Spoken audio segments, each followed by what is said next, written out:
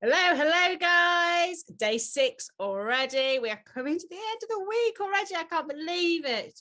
But first, how much did you enjoy Alex's interview yesterday? I love speaking to Alex. Always, it's so fascinating, all the stuff he can share with us. And every time I speak to him, I learn something new.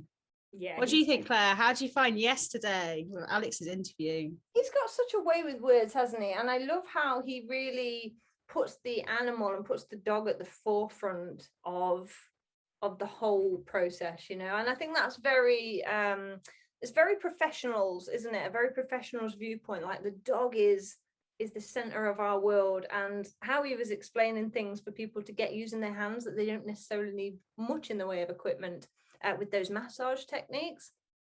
Phenomenal. If anybody's not done that, come on. Give it a go, guys. Give it a go. Well, today, so I'm personally excited to share this with you. So today we have Angela White. I'm not going to say how long she's been in the dog training industry, but it's been a long time. I learned absolutely masses from her. She was the first person I went to when I started my dog training journey all those years ago. So let's just delve in. Let's have fun and listen to Angela's knowledge that she's gained over the years. Let's get going. I'm super excited about this interview. We have Angela White with us, who I did loads of my training off when I started my dog training journey. So first of all, I would like you to, if you can introduce yourself, Angela, and tell us a little bit about yourself, and definitely tell us a bit about your dogs as well. Hi, well, I'm Angela White. I've been involved in dogs and dog training pretty much all my working life, going back to the mid-70s when I first started with dog training. I got myself a little crossbreed mongrel from the RSPCA, and didn't really know that much about dogs, but I'd never been allowed one as a child. So as soon as I was independent, that was one of the first things on my list.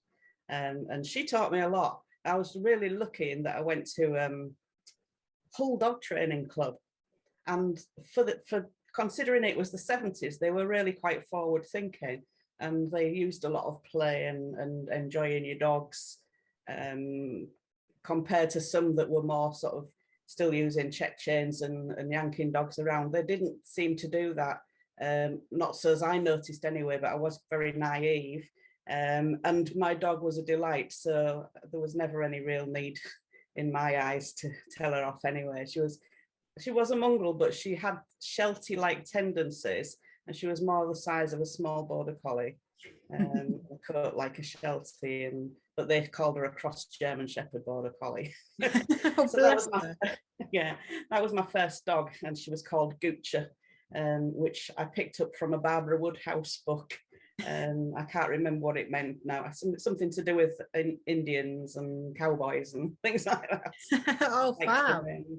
And then she got called Gucci in the end, and which one of my clients many years later said that was an amazing name to have for a dog, because it was like a Gucci handbag,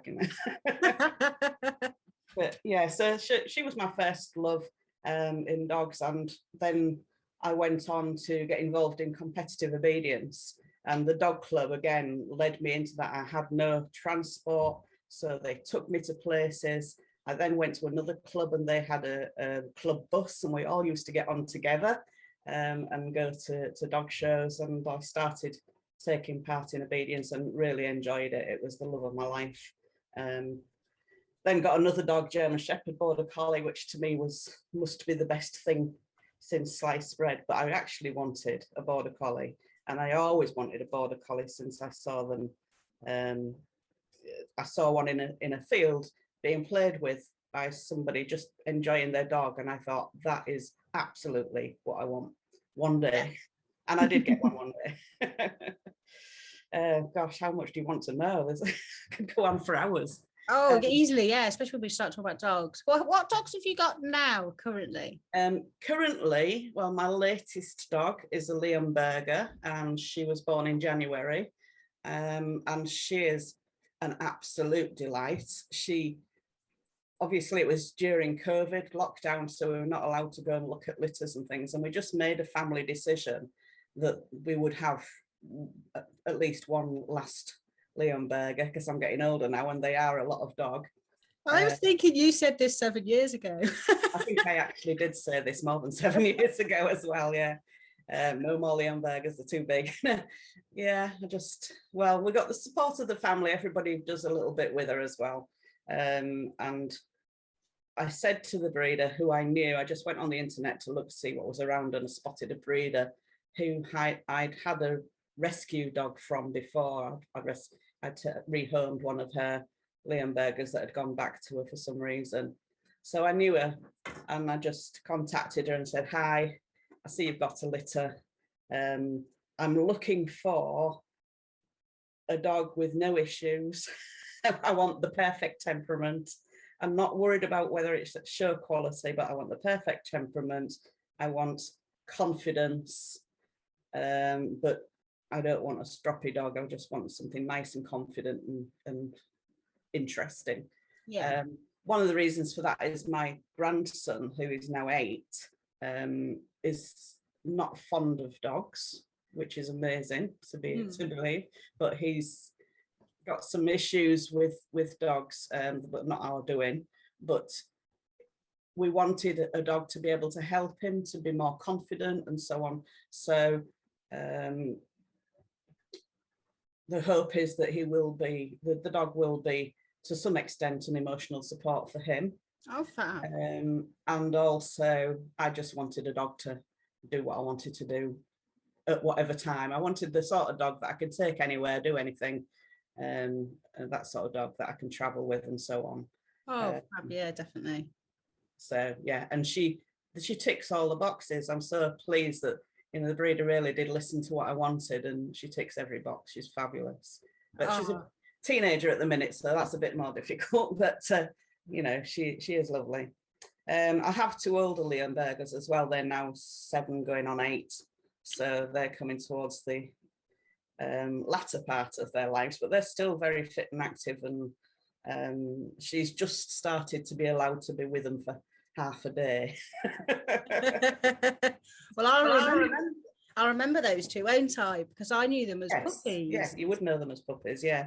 I think they were teenagers as well then at the time when I was doing all my training. I remember them. Yeah, so that's Dougie and Dixie. Yeah. Yeah. Their mum sadly passed away just before we got the new puppy, but she had a good long life. I've also got 2 border collies, Jez, who you would have known then. Yes, I remember Jez. Yeah. So he's 14 now, and he's still switched on. He still wants to do things, but his body won't let him. But he's doing pretty well for an old man. And the other collie is a rescue. Somebody, I think I was about home number 4 or 5, and I was persuaded in a training session. Somebody was messaging saying, I know you'll be looking for a dog to take over from Jez at some point. And I wasn't planning it right then, but yeah, she again ticked the boxes. I said, well, it would have to be a female. It would have to, I don't want a heavy coat because I don't like grooming. Yeah.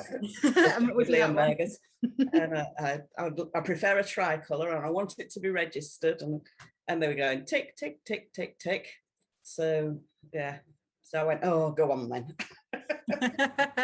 Over. And she's lovely. She's a real work dog. She just loves working. She doesn't like sitting still for very long. She's a proper working border collie. She's ISDS registered. For people that don't know, what's ISDS? ISDS is International Sheepdog Society, and the people who breed border collies for sheepdog trials use that system, the international system, whereas for us competing in obedience or anything like that, we use the Kennel Club. But you can dual register, so if it is ISDS, you can then apply to the Kennel Club to register a border collie on their register as well. So, and I've got 1 Pyrenean sheepdog left as well. That's Tyke, who you would definitely know. Yeah. Tyke is 10 now, so, but he's still a spring chicken in his head. It's just, I would say it's marginally slowed down, but I don't think anybody else has noticed. I'm just thinking of him walking into your building, actually. He was always so busy. Yeah, very, very busy little dog. And nothing's changed really. He only sleeps if you close the cage door, basically. Otherwise he'll be up and doing and saying, can we do this or can we do that? So yeah. I think that's it. I've still got my clicker cat, believe it or not. She's 19 now. Oh, we'll have to talk about your clicker cat shortly, definitely. Yeah. I just lost my clicky pig. Yeah. We had Felicity, who you'd give you a high five, and her little trotter's only about this big. And one of my students taught her to do it, and I went, I don't doubt your ability to teach the dog, the pig rather, but I think that the trotters are rather small. She might not get them up, but she did. Oh, brilliant. Yeah, we'll definitely have to talk about the clicker animals that you have. Yeah. That you've trained as well very shortly. So that's all your dogs. So what do you do with your dogs? If you tell people a bit about, because I know all about your centre that you own, because I also did my training there, but you have a full centre that you have people, pet dog owners, but also dog trainers come to, don't you? Yeah, so we teach all levels really, from behaviour problems, puppy classes, kennel club good citizen, all levels. And we have our own program, our master dog trainer program, where people like you can come along and train your own dogs, and it's open to enthusiast level dog trainers, I would say. And we get lots of instructors and behaviourists who just want somewhere else to train their dog, because when you're a teacher, you end up teaching all the time, and if you're not careful, you forget about your own dog and your own time. And we run an 8-unit course that is aimed at people who want to be in the industry of dog training, instructing, and behaviorism. And it goes, if you do all 8, then you have the knowledge and skills to become a behavioral trainer. If you do 1 to 4, then you've got all the things you need for an instructor level. But a lot of people also do it just for interest for their own dogs. So some people come and do it because they want to, which is lovely. We've got a chappie on it at the minute that's doing it because he's got kennels. Yeah. And he just wants to know more, and he wants to help people that come to his kennels. So we get all sorts of different people on it. And obviously you had me on it many years ago. We did, yes. And what a pleasure that was. The very start of my training journey. Yeah, it was great. And I always recommend people to come up to you. It's such a great venue, and just learned so much, learned absolutely so much with you that comes up now all the time. I'm like, oh, I learned that years ago.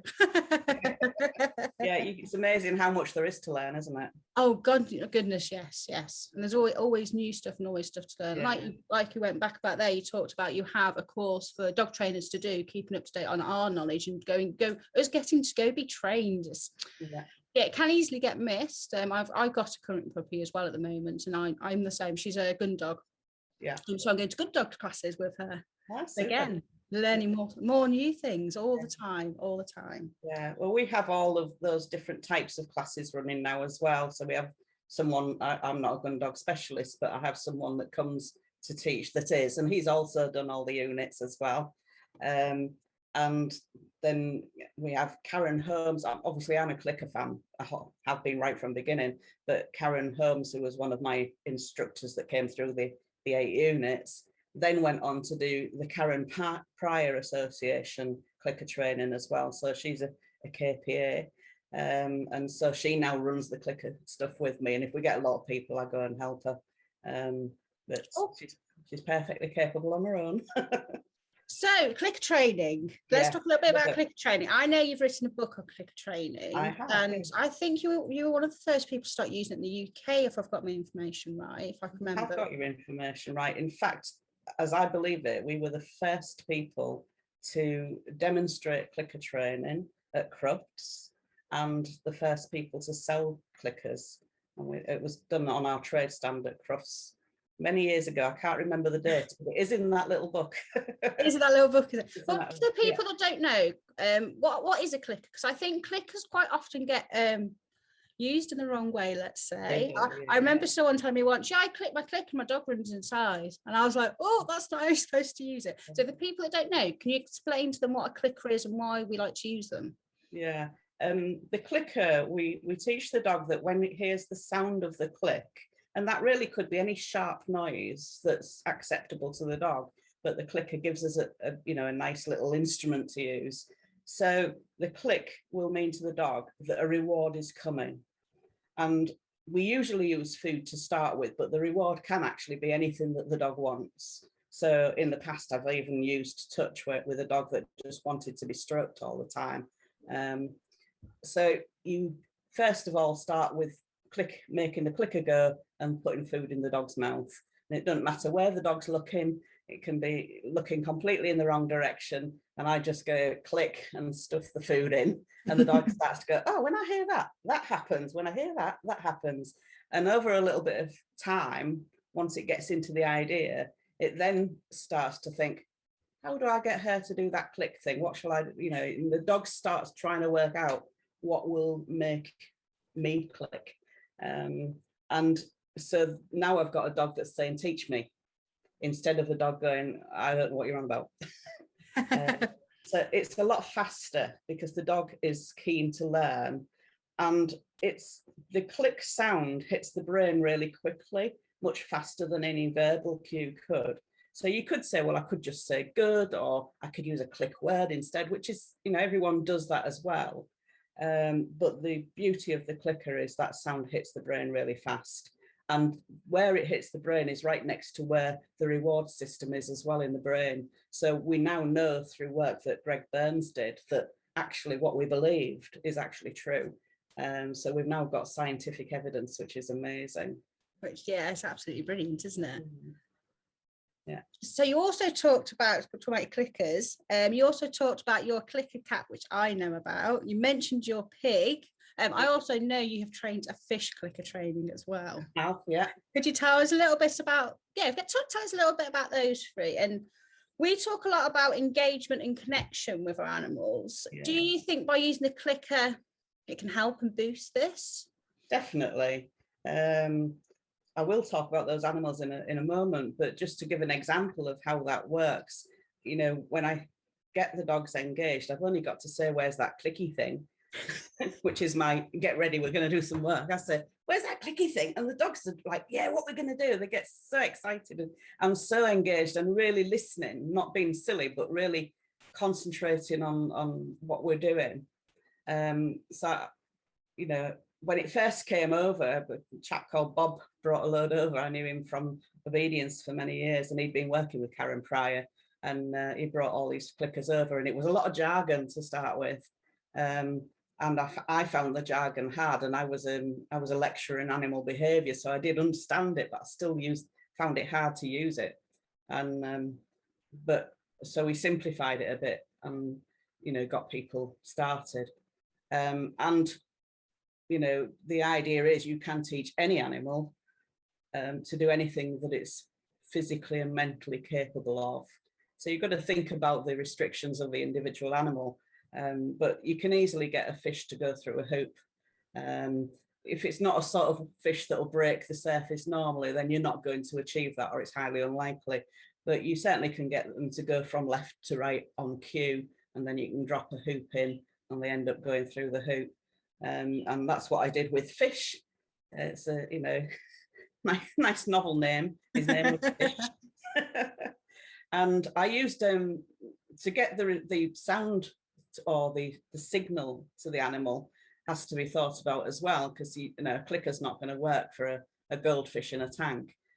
So I had a doorbell that was now mounted on a piece of wood, so it was like a freestanding doorbell, and it was a big old-fashioned one, so it made a lot of noise and it vibrated. And the fish somehow was acknowledging that, so we used the push the bell, drop the food in, push the bell, drop the food in. So just condition it in exactly the same way. When he hears or feels the sound of the bell, then the food's coming.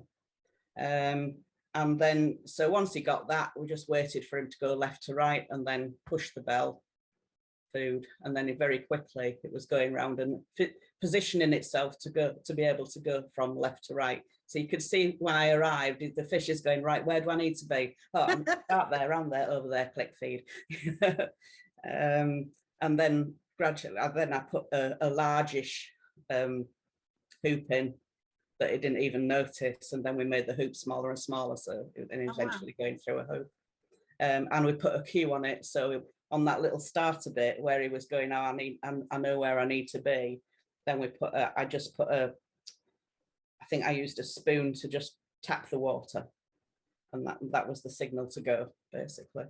Yeah. Oh, wow. So I love we've actually got this story recorded. I once told some people this, they didn't believe me. They're like, you cannot train a fish. And I was like, you blooming can. I've been told. Yeah, people have done it even better than me since then. I've seen, you can look them up on the internet, and there's all sorts of things that people can achieve with quite a lot of patience, I have to say. Yes. It was not a quick fix.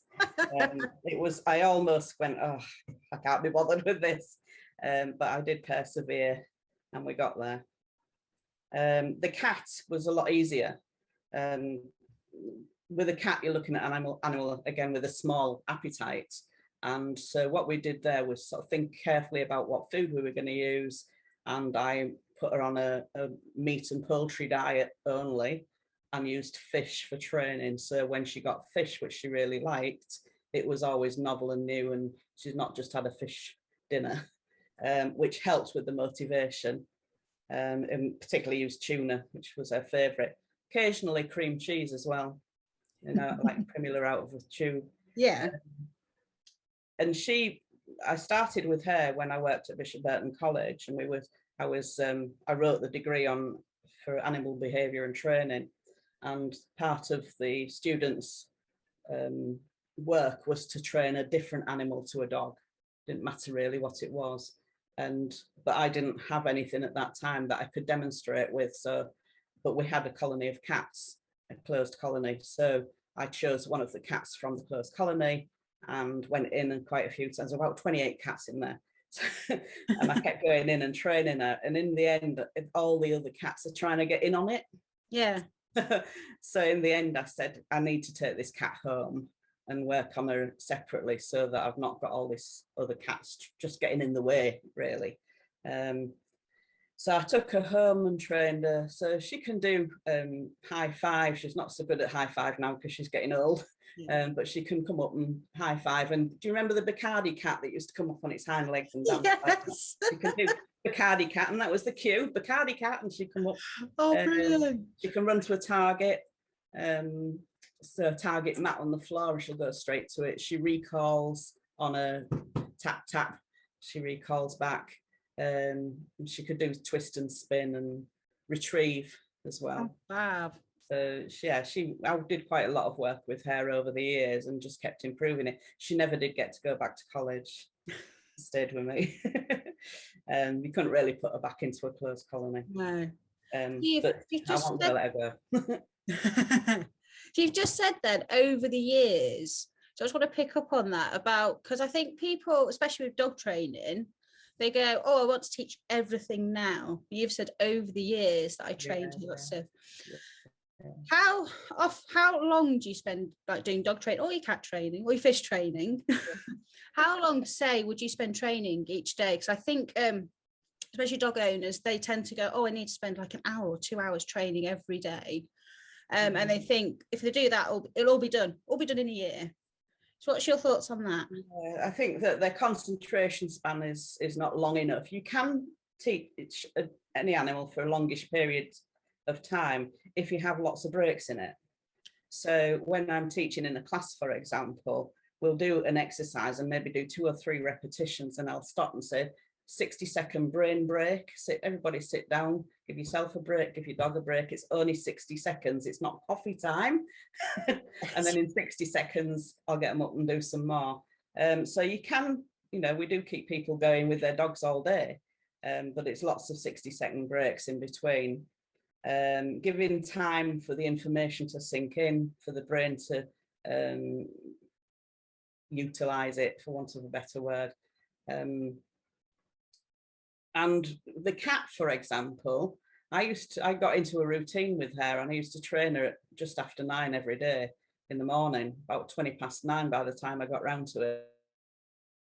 Oh, we've And when just, 9:20 was. I think we froze for a sec. I think we're back though. Hey, we're Yeah. back. It's all right. Yeah. So I used to, she learned that 9:20 was the time for training, and she started all like meow, meow, meow. So I allowed that to happen to keep her motivated, but she would train at other times as well, but 9:20 was training time. But again, small amount of time, because, and also a small amount of food. So you've got to monitor, if you're using food for training, how much food you're giving, and you're not, going to upset the dog's diet or the animal's diet, and you're not going to overfeed and end up with an animal that's overweight. Yeah, because that's something people often worry about, isn't it? We're doing all this training, want to get this engagement, and we'll get to our connection from our dogs, but they're worried about, if I got to feed this dog all of these treats, I'm going to end up with a fat dog. Yeah. Now, what I tend to do is have a portion of food that I'm going to use for this training session, and I'm fairly strict with that. So it depends on the animal, of course, but I'll say, this little bag of food is for this puppy's training session, and it's also its lunch. So you make sure, if you're working with a very small animal, that the food that you're using is nutritious and can form part of its main diet. With a very large animal like a Leonberger, for example, it's not quite so crucial, but you can soon, make them have an upset tummy if you give them too much of the wrong thing. So you have to play around with that a little bit. And they need a lot when they're learning, but they need less as they get the idea. So, yeah.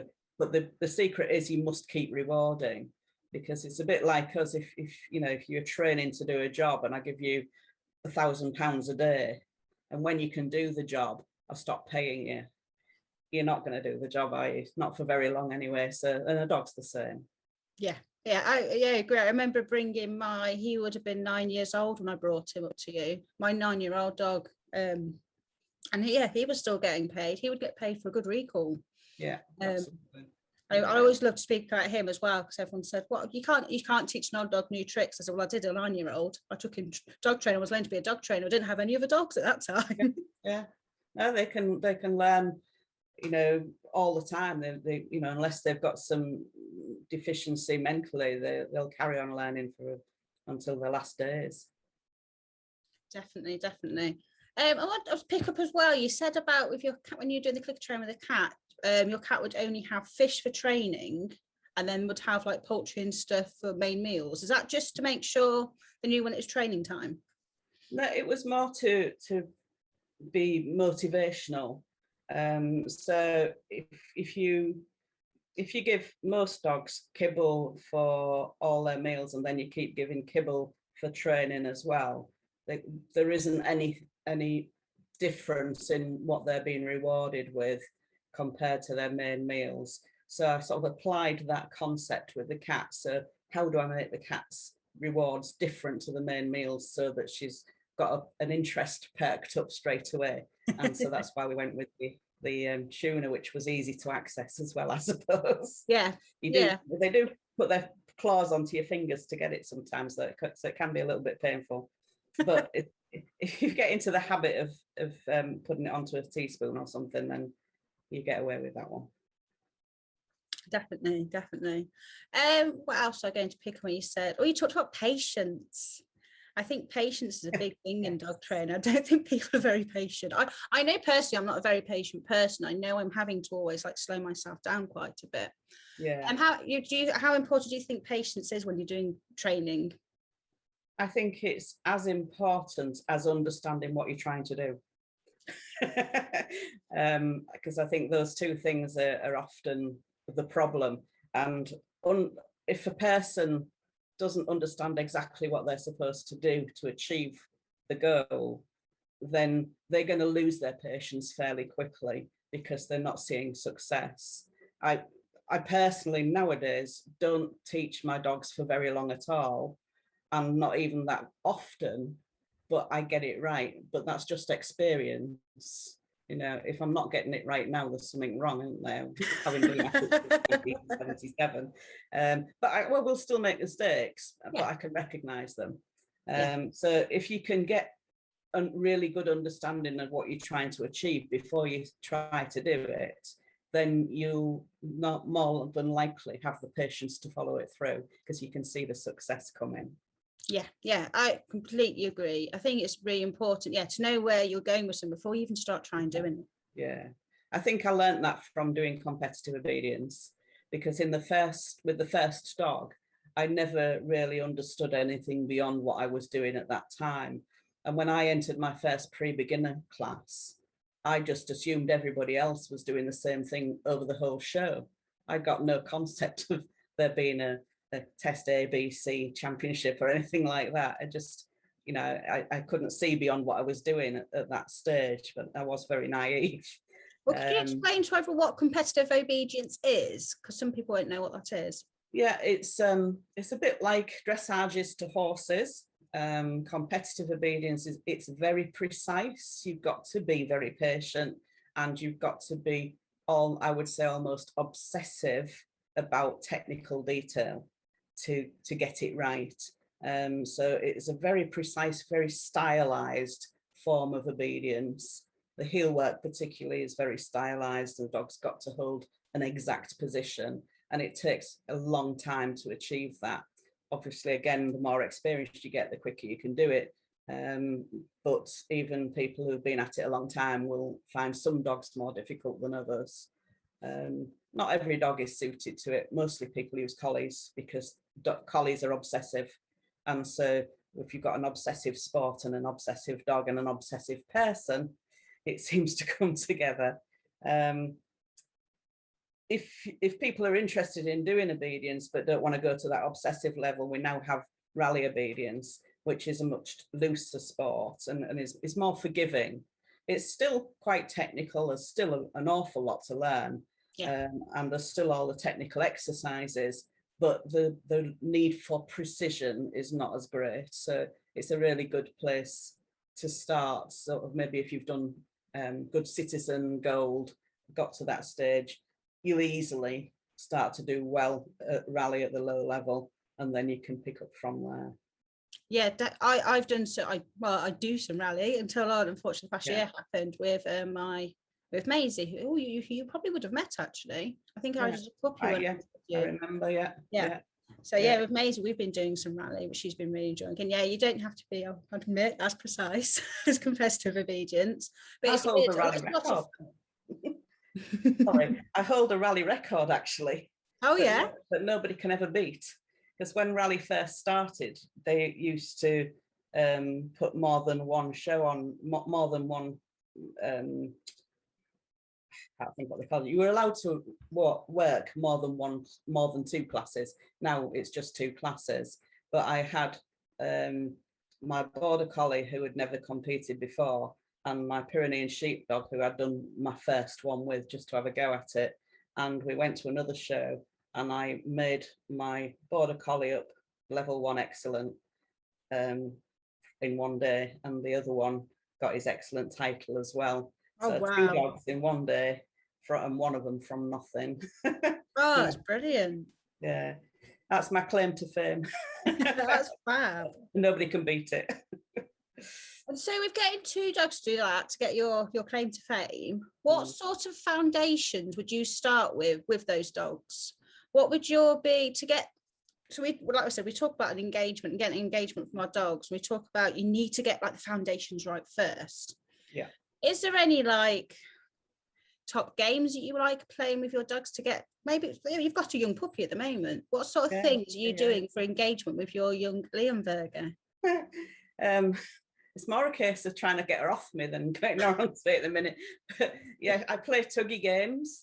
Now I'm getting older with big dogs. I have to manage that because it can be quite painful. But I do play tuggy, but it's a controlled tuggy. And fetch, just going to pick something up. It doesn't matter what it is, when it is. I never tell them off for picking up things off the floor. So we were away at a show a few weeks ago, and my Leonberger kept picking up bits of card and plastic that were behind our camper van. And each time she picked something up, I took it from her because I didn't want her to chew it.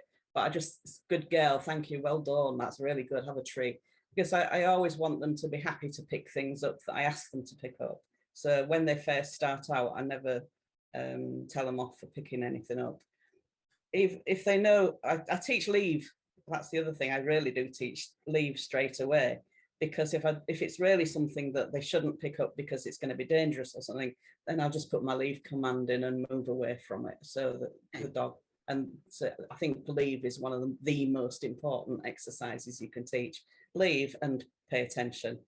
But yeah, lots of play and fun. Lots of play. Yeah, hiding things. I hide a treat under my leg and that sort of thing, just getting the dog engaged. My pup did her first scent detection lesson a couple of months ago now, and that is another way of getting them to engage, because they just love using their noses, and she's got an amazing nose, and just any game that involves scent they love as well. So they're your top ones you're playing with your puppy at the moment. Get them to want to be with you, get them to want. In fact, there's a chapter in my book, Happy Dogs, Happy Winners, which is about competitive obedience, and it's called The Want, because you want the dog to want to work, or want to be with you, want to train with you, want to work with you. And when you've got the want, then you've got a dog that's going to engage with you. And they'll want to, and then you can take it wherever you want, whether it's rally, competitive obedience, or wherever you want to go with them. Yeah. Or even if you just want a pet dog at home. Exactly, because who wouldn't want to do a few tricks to impress the neighbours? Definitely. So you mentioned your books there. We haven't talked about your books. You've got, I think I've got this right, 9 books you've written now, isn't it? Yeah, only 8 are available. So you're updating one of them, aren't you? Was it one of the first ones you did? I'm updating. The very first one that I did was an A to Z on dog training and behaviour. And the reason that I came up with the idea to do that was when I had my son, which is 37 years ago now, I found a lovely book for bringing up children, which was an A to Z. And so if you had a baby who was crying, you could look under C for crying and understand what to do. And then in that chapter, it would direct you to different chapters within the book that might also help. Yeah. And I thought that's just got to be a great idea for a book. And I took the idea to a publishing company called TFH Publications, who are an American company. They loved the idea as well, and gave me a commission to start writing. So there we go. And they were the best company to be with. They took me over to America when it was launched. We did quite a few trade shows, and it was just such a nice reception. We went and watched it coming off the production line and things like that. Oh, wow. A lovely experience. The best from a writer's point of view. I don't think it could have been better. But yeah, I'm updating that now because that was a long time ago. And so a lot of my ideas have developed. Some of them have changed completely. And there's a lot that's not in it. Yeah. So the problem I'm finding is there's so many things that I want to put in it. It's going to be a very large book. It will only be available on the internet because it's going to be way too big to publish. I might chunk it down and publish parts of it. It's going to be it's like mini books. yeah. It's going to be a big one, but it's an A to Z. So, if you've got a problem of your dog pulling, you just look under P for pulling. Yeah. Oh, find the answers. So, and you'll find a whole array of answers and things that you need to be aware of, and why the dog pulls and that sort of thing. So it's not just, well, here's one technique and that's it. There's quite a lot involved in each one, and I envisage it being useful for dog training instructors as well. When you get someone who says, yeah, well, I've tried that, well, hopefully in my book there'll be another method, and you can have a quick look, and an instructor will soon pick up the idea. But equally it could be read by people who are new to dog training. Oh, fab. That sounds really good. That update it, because dog training changes, doesn't it? It does change. Exactly, yeah. Yeah. Science changes, Yeah, everything well, changes. there's no clicker training in the first one because nobody knew about clicker training at that stage, you know. So Oh, fab. I shall look forward to that coming out, because I've obviously got a few of your books already. yeah. So you mentioned about teaching dog trainers as well. So what sort of things would you teach dog trainers about engagement?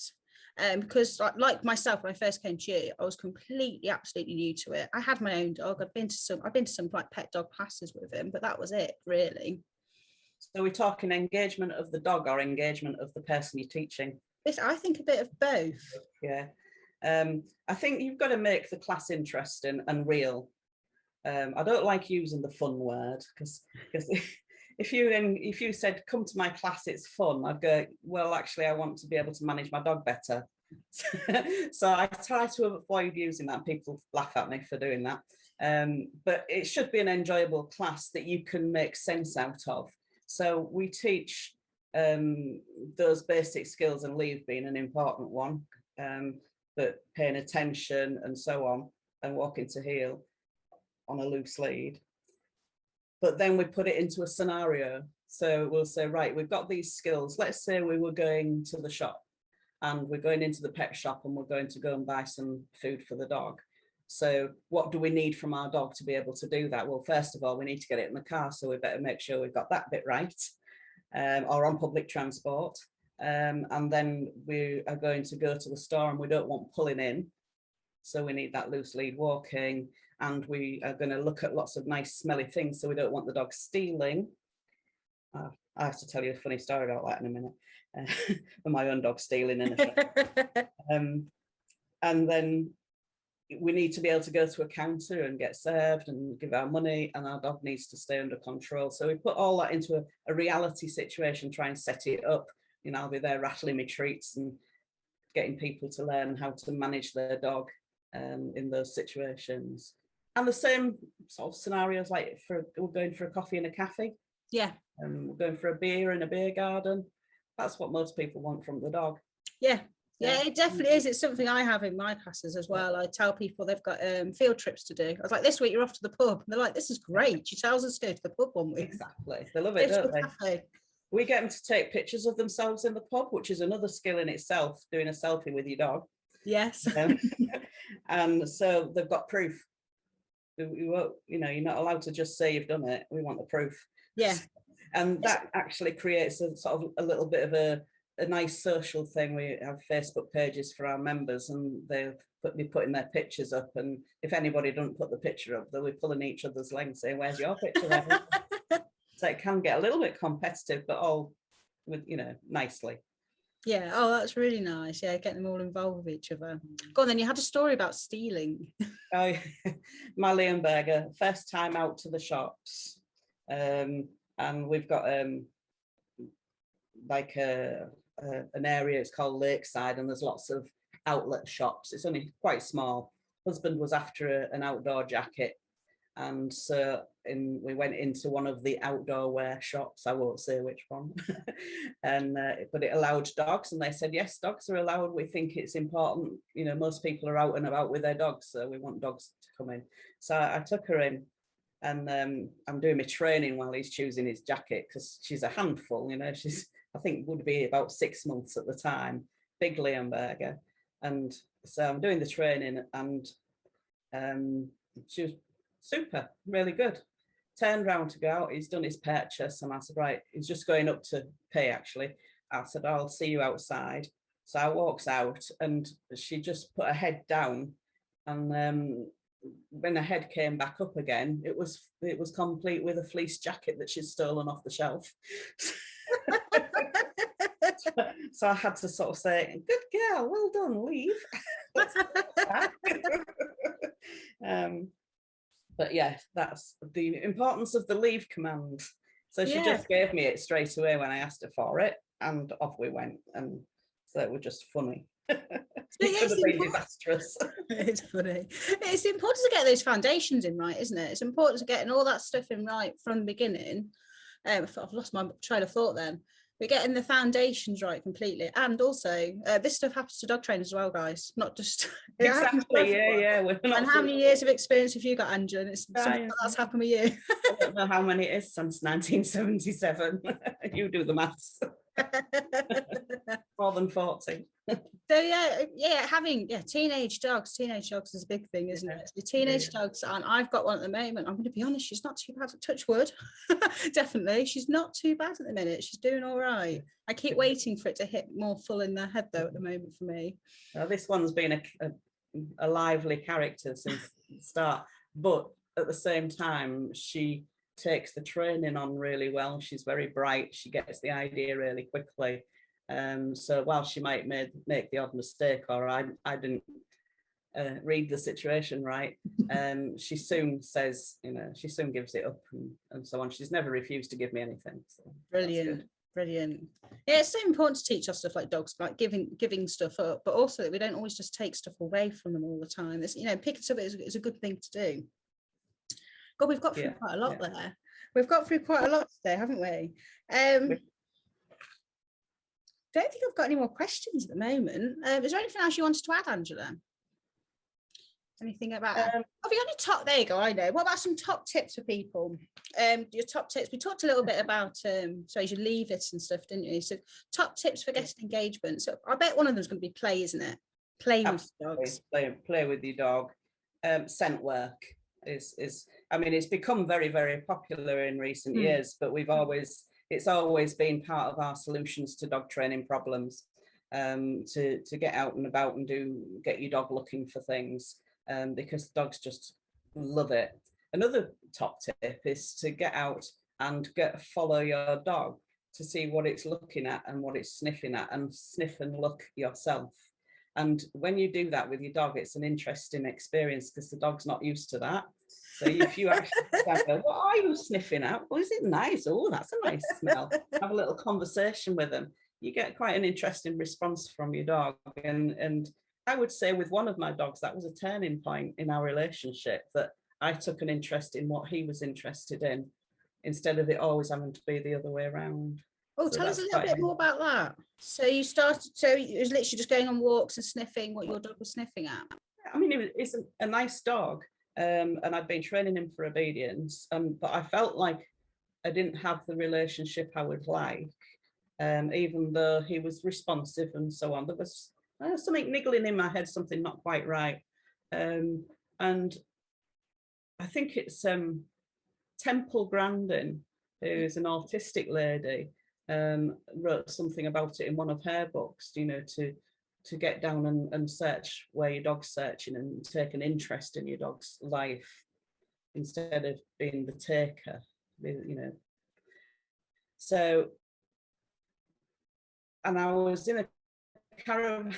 Often I do these things in a caravan. I was in a caravan at a folk festival with my dog, and I took him out, sort of fairly early in the morning, and I thought, I'd been reading Temple's book, and I thought, I'm going to have a go at that with this dog. And so I found myself having a look through the sand dunes and so on where we were, and having a good old sniff where he was sniffing. People look at you a bit strange, but he suddenly turned around and looked at me as if to say, you were interested in me. It was a strange thing to happen. And I took that idea over to a group of people in Germany, and I was teaching over there, and the group were very literal. So I suggested that they go home and do it, and also let's have a go now. And so they all went off around this field where I was teaching, and I think we've lost. Oh, we lost. No. Sorry, so they all went off around I think the the camera's field where I was just froze teaching. there. I was just rebooting them. I'll see if hopefully that'll reboot them both. Okay. Sorry, carry on with your story. Oh, have I lost you, Angela? Yeah, no, I'm still here. Cool. Sorry, carry on with your story. The cameras had frozen, so I was just trying to get them rebooted. Yeah. There you go. We've got working again. Okay. So I took the story over to Germany, and where I was teaching obedience, competitive obedience there, and I suggested if they wanted to improve their relationships with their dogs that they should go searching and set them all off around the field. And they all came back with great big smiles on their faces and very wet knees because they've been literally crawling in the undergrowth with their dog. But they were all amazed. Oh, so yeah, brilliant. that's a good thing to do. Brilliant. Oh, I think that's a really good thing to end on, actually. But also just getting down your dog's level. I don't think people do it enough. No. Oh, what you can do actually is come to my training centre and camp with your dog, because we've got a campsite on site. So a lot of people like to just come and get away with their dog and spend some time. You know, if you can spend a few days or just a weekend with your dog and no other distractions, it's lovely. And you do find that your dog improves over a few days. You've led me very, very well into where can people find out more about you, Angela? Where can you find out more about your campsite and about your training centre? From the website, which is www.iabtc.co.uk. We're also on Facebook, and it's the same, Facebook/IABTC. The campsite is called Lupine Woods Campsite, and you can find that on PitchUp. We're based at Haxey, which is in the North Lincolnshire. So we're on the border between North Lincs, South Yorkshire and Nottinghamshire, actually. So fairly easily accessible from about 6 miles from the M180. Yeah. And it's like I can say it's absolutely fab centre. Absolutely love coming up to you. Really good up there. So all I can say is thank you so much for coming to talk to us today. Hopefully I'll get to see you soon as well. Yeah, it's about time you came back. Yes, it definitely is. Enjoy yourself with your dogs. Yes, come out to have some time off with my dogs for a change. Yeah, exactly. Yeah. So yeah, thank you again for sharing everything with us today. And you've also going to be you've got an ebook you're going to share with all of our watchers and listeners as well. So what we'll do is pop that in, a link for everybody into the comments so people can download that. And obviously the other way you can find out about Andrew is through one of her many books. There are 9 books, and keep an eye out for a new one as well that's coming out. So thanks a lot then, Angela. I think we've frozen again right at the end. And thanks for coming today. Modern technology. Yeah, modern technology. I've just got you back a little bit there. Okay. And thank you. Cheers.